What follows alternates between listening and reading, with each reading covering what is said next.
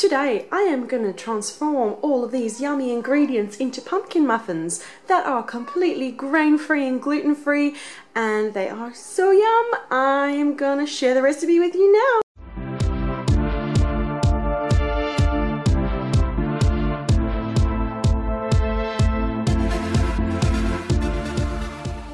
Hi, it's Jolene from Yum Inspirations, and today I am going to make pumpkin muffins.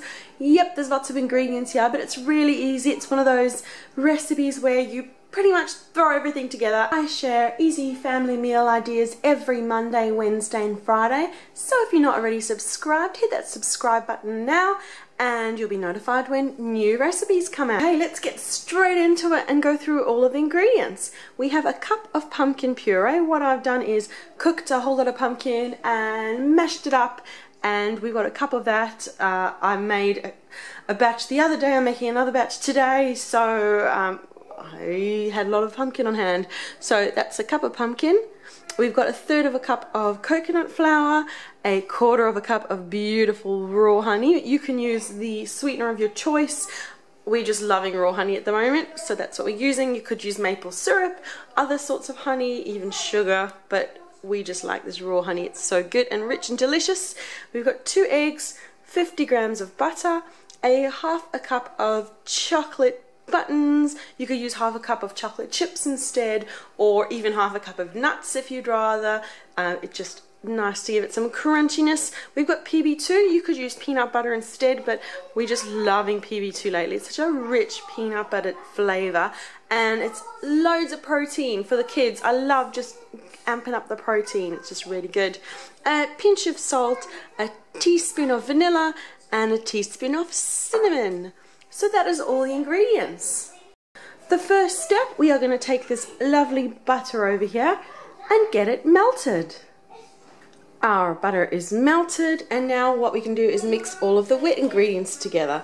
First off, the beautiful pumpkin, which we'll just slop it all in there, put it all into our bowl with our butter. And you could use a spoon for this, or I will use a whisk in this instance. Just whisk it together. Also helps to cool down the butter in case it got a little bit hot while we were melting it. And now we are going to add all the rest of our wet ingredients. The beautiful honey goes in. It's quite thick. Look at that. That is what raw honey is like. It is thick and full of beautiful nutrients. Look at that beautiful color. Now we are going to add in our eggs. Add in 1 egg at a time. 1 and 2 eggs going in there. And give it a good whisk. So it's nice to have all of the wet ingredients mixed together. And then in a sec we are going to swap to a spoon and mix in our dry ingredients, 1 at a time. Oh, and the last wet ingredient is a teaspoon of vanilla. Just a little teaspoon. There we go. We'll add that in. And what we're going to do is add the coconut flour as the first dry ingredient. Now, if you haven't used coconut flour before, I suggest you follow recipes with coconut flour to begin with, and just learn how it works. It is a really absorbent, super absorbent flour. It smells rich of coconut. It is full of protein and fiber. It is just a really wonderful ingredient to cook with when you cook with it right. If you use too much of it, I know you see 1/3 of a cup in this recipe and you think, that can't be right, surely there should be more. But no, coconut flour is incredibly absorbent. You will see it absolutely just drinks up all of that liquid, and in no time we have a really thick batter, muffin batter. Okay. While that is absorbing, we will add the rest of our ingredients. We've got a nice pinch of sea salt, because you know salt always brings out the sweetness in recipes, so that is why I like to use it in sweet recipes. Makes it extra sweet. And cinnamon, I like cinnamon. Pumpkin and cinnamon just go together so well, don't they? Okay, nice teaspoon of cinnamon.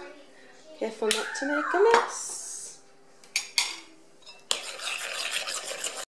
And now PB2. I've done a whole review of PB2 in the past. I will link to it down below. It's so rich in peanut butter, and the flavour that it gives to these muffins is amazing. It's like peanut butter. It sounds like a bit of an unusual combination, but I urge you to give it a try. Now, I've only done this with PB2 before, but I imagine you'd be able to do it with peanut butter, as it's a dry ingredient here, and I'll be adding 3 tablespoons. And just so you know, the recipe is down below, so you can just watch how they're made and then follow the recipe. 2 and 3 tablespoons. So as I said, I haven't made this with actual peanut butter before. I've only made it with PB2. So experiment and see how you would make it with peanut butter. There you go. Just make sure everything gets mixed in. See how that coconut flour has completely absorbed so much of the liquid in here. It just looks really thick and beautiful muffins. And finally, we add in our chocolate chips. The kids absolutely love. Last one. The kids have been loving this recipe, so I made it, and I wasn't sure exactly how they'd feel about it. And at first bite, they were like, "Mummy, no, I don't think so." And I said, "Just have a whole muffin and see how you go." After a whole muffin, they loved it, and they said to me, "Don't change the recipe, keep it exactly like this and make it again." So that is the true sign of a successful recipe. There we go, our batter is ready. Can you see there's lots of chunks of chocolate chips? You could use more, of course, but I prefer just a bite or 2 of chocolate. This is more about the pumpkin, and the chocolate is more of a way to lure the kids into eating it, but they've liked it anyhow. So it is all mixed in, and now we have the oven on behind us, preheated to 180 degrees Celsius. That is 350 Fahrenheit, and we are going to get our muffin tin. Okay, I have a muffin tin lined with muffin liners, and we're going to pop 2 tablespoons of batter per muffin. Now these make very small muffins. You could cook them in mini muffin tins in a mini muffin tin if you'd like instead. I just like the extra space, and it's nicer having it in a big one. And what happens is, and make sure you tidy it up afterwards, what happens is they rise up, and then because there's no baking powder or baking soda or flour in these, they sink back down again. So don't be alarmed, that's just the way coconut flour works when you bake with it. Okay, the muffin batter is in our tin, and it's going to go into our preheated oven for 15 to 20 minutes. So I'll pop it in for 15 minutes, have a look, see how it's going, insert a skewer, see if they're cooked through, otherwise pop it in for another 5. So 20 minutes in total, or until it is golden and cooked through and a skewer comes out clean. The pumpkin muffins are done. As you can see, some of them sunk down a little while some have remained their shape, and you can see the beautiful chocolate chunks sticking out, the little chocolate buttons. Smells so good while it's cooking, and I know because we have been eating these around the clock lately that they taste so good. They're sweet, they've got a bit of a peanut buttery flavour to them from the PB2, and they are just the perfect muffin. Thanks so much for watching this pumpkin muffin recipe. If you liked it, leave a like and subscribe, because I share new recipes every Monday, Wednesday and Friday, and then you'll get notified when new recipes come out. I'd like to hear from you. What interesting muffin flavour combinations have you enjoyed lately? This is pumpkin and peanut butter. It's a little bit unusual, but it's so good. Inspire us, leave a comment. I look forward to reading them. And we will see you again soon. Bye.